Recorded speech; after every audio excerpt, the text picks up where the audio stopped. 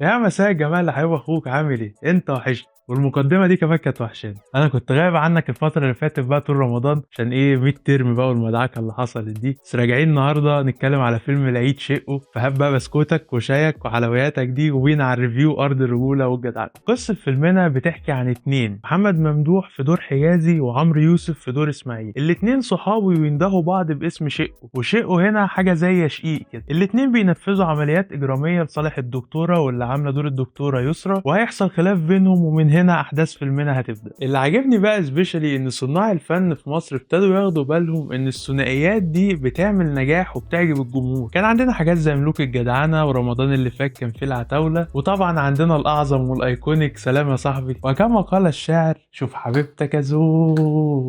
طبعا مرزوق، انت فوق الشوق، فوق يا صديقي.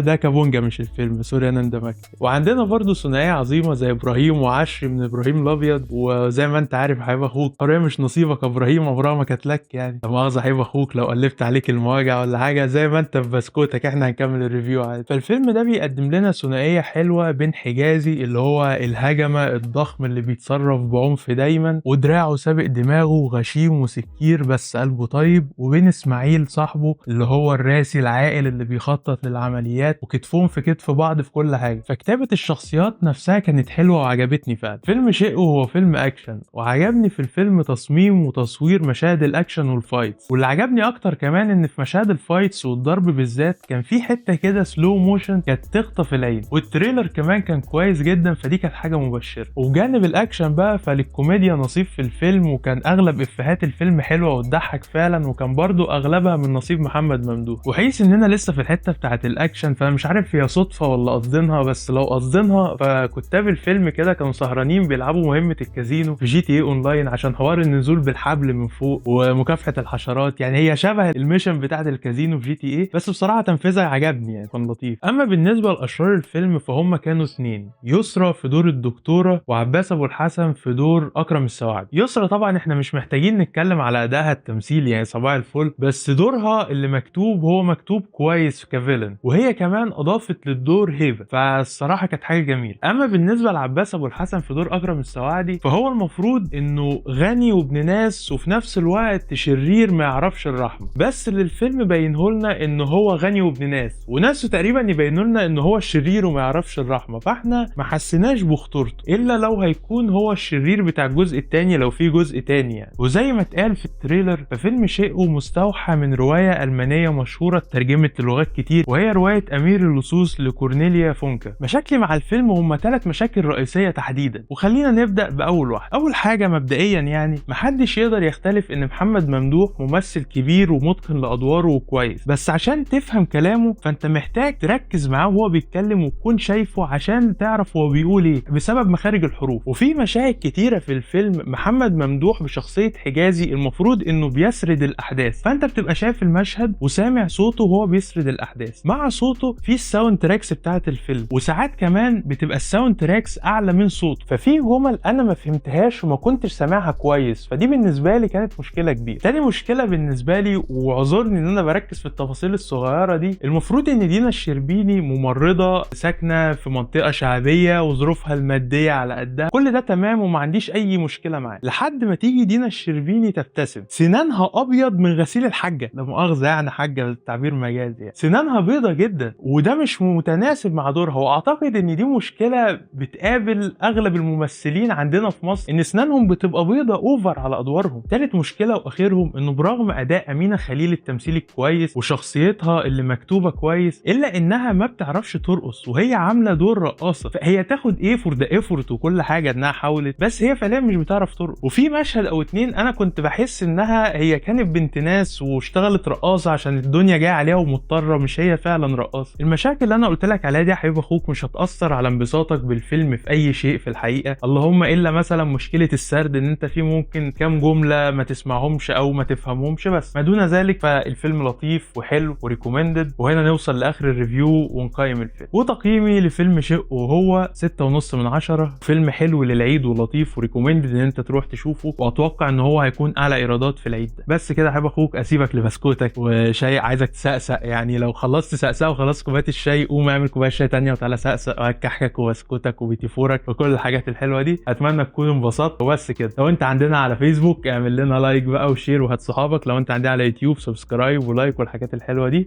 بس كده، السلام عليكم، صون طيب. صعب عليك، شوف حبيبتك ازوق والطمع مرزوق، انت فوق الشوق وفوق يا صديقي، قلبي لما دق لي يا اللي روحي دايما فيك.